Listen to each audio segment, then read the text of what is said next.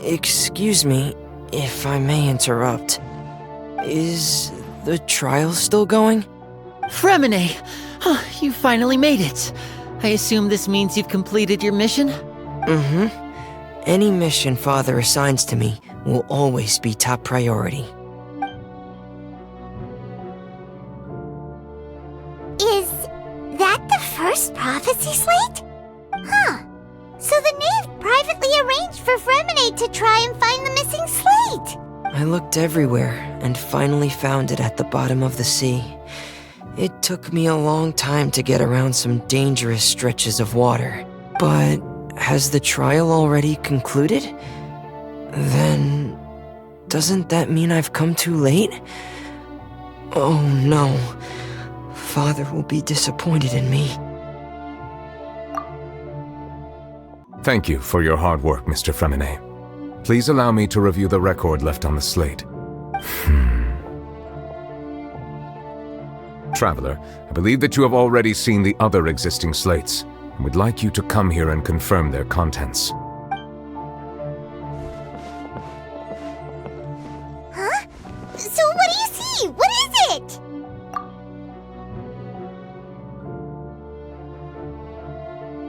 I believe I've now made sense of the Hydro Archon's crime. It has to do with Fontaine's lost history. Huh? Isn't the Hydro Archon just guilty of deceiving her people? Oh, wait, no, that's Farina, and we've already proven that she's not the Hydro Archon. So when you say Hydro Archon, do you mean the real Hydro Archon we've been kinda talking about? In truth, everything that you've encountered in Fontaine up until this point can be traced back to the contents of these stone slates. However, I'm uncertain as to how much sense they currently make to you. Okay, let's try to recall the contents of the other 3 stone slates. Paimon will do her best to help you remember.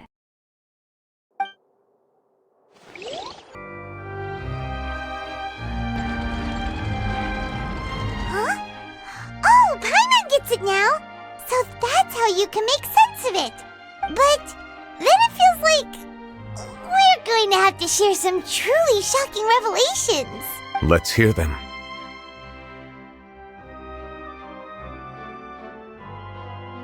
Incredible! Linny, did you hear that? We're not real humans. All Fontainians were originally created by the late previous Hydro Archon, with Oceanids as their basis. The evidence for that can be found in how only Fontainians could dissolve in primordial seawater, and how all the girls Vacher dissolved were also turned into Oceanids. Oh, and according to Navia, when she was about to get dissolved, she also saw everyone gathered around for a trial, all of them in the shape of Oceanids. Indeed. Yeah, and it follows from the content of the first slate that she probably angered Celestia by creating humans without prior permission. That could also explain why the Oratries judged the Hydro Archon to be guilty. It's to account for that ancient sin. The Hydro Archon's true sin was creating us? And yet, after many hundreds of years, the Hydro Archon's creations have turned around to try to judge the Archon within the Opera Epiclese. The twists of history are often the most unexpected of all. Yeah, isn't the image here just like when Navia fell into the sea? So wouldn't it be trying to show the image of the Hydro Archon also falling into the sea once the prophecy has been fulfilled in the 4th slate? In the end, the people will all be dissolved into the waters, and only the Hydro Archon will remain weeping on her throne. Only then will the sins of the people of Fontaine be washed away. Did Paimon get all that right? You've made some keen deductions. I must say, given how much you still don't know, it is impressive that you've already managed to connect so many pieces of the truth. However, while you were able to decode all the information on the slates, they've also been etched with an additional layer of hidden information using a different power source. When we were at the ruins, I tried to decipher the hidden information recorded in the slates. But since we only had 3 slates at the time, I was unable to come to a full conclusion. Now that the slate collection is complete, I shall make another attempt to decipher the narrative recorded within. If everything goes well, we should finally be informed of the unadulterated truth.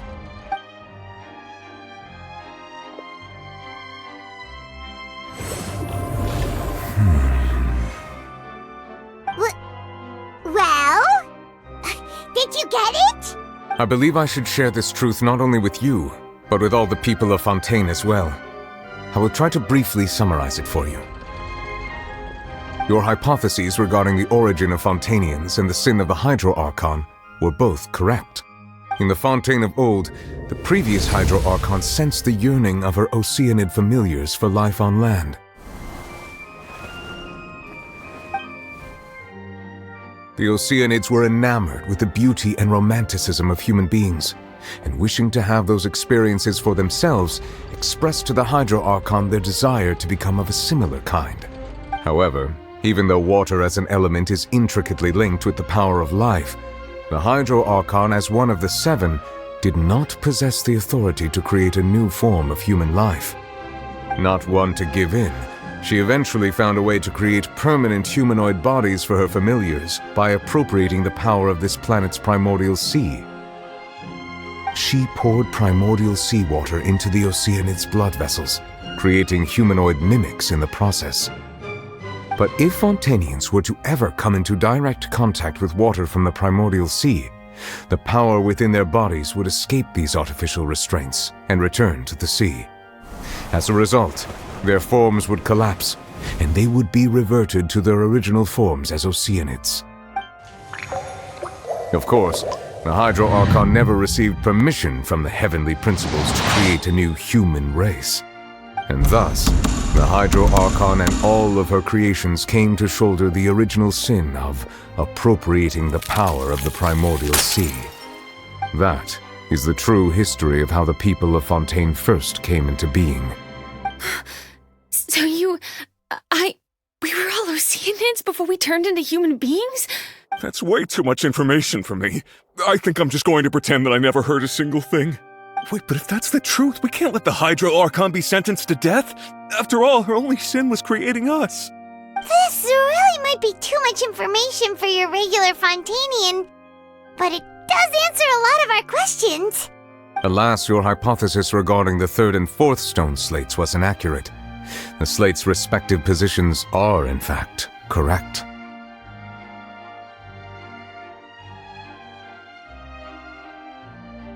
A key point of the visual on the 3rd slate is how all the individuals depicted in the water are humans rather than Oceanids. They have not been dissolved, which implies that the water depicted in this slate is not water from the primordial sea. The nation of Fontaine is the nation of Hydro, as well as the nation of trials and justice. Instead of being the literal element, the water in the scene symbolizes judgment and justice. You may also recall Navia's experience. When she fell into the sea, her consciousness was surrounded by that of many others who intended to hold a trial to determine her fate. Therefore, the meaning of the 3rd slate is that the people of Fontaine shall try the Hydro Archon at the court of justice. Yes, it refers to our present situation. I think I'm following now.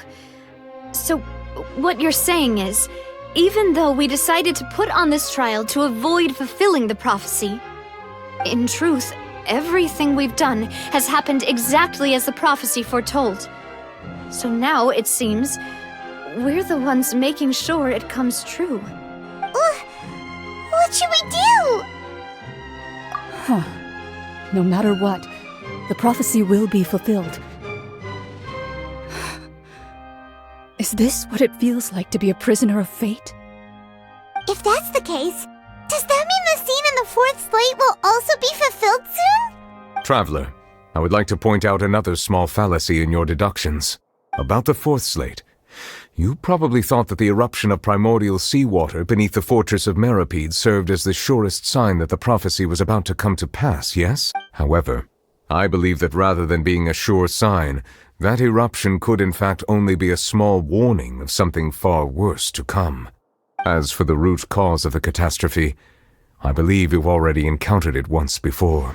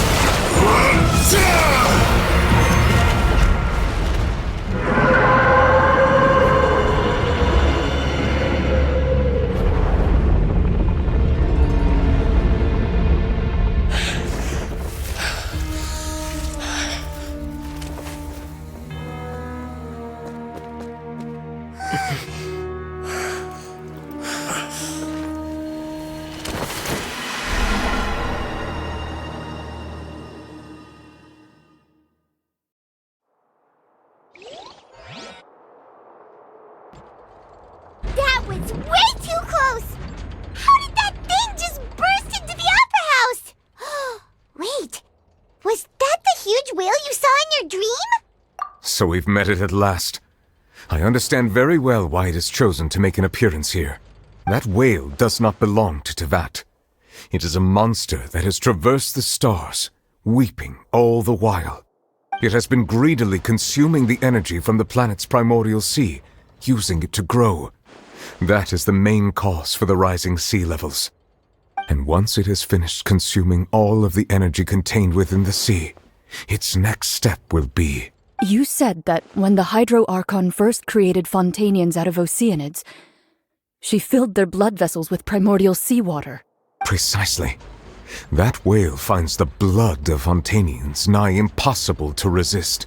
Therefore, when it left the primordial sea, it decided to make its next stop a packed opera house full of food.